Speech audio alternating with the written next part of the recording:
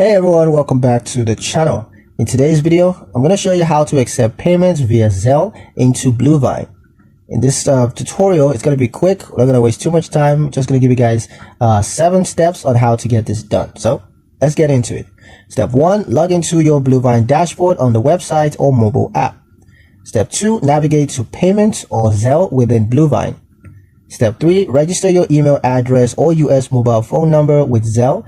This will be the identifier that your client or customers use to send payments. Step 4, complete the verification process. Zelle may send a code to your email or phone, to confirm your identity. Step 5, share your registered email or phone number with anyone sending payments. They can now send money via Zelle using their bank or the Zelle app. Step 6, monitor incoming payments in your Bluevine transactions tab. You can funds are going to be sent through Zelle. These are typically available instantly.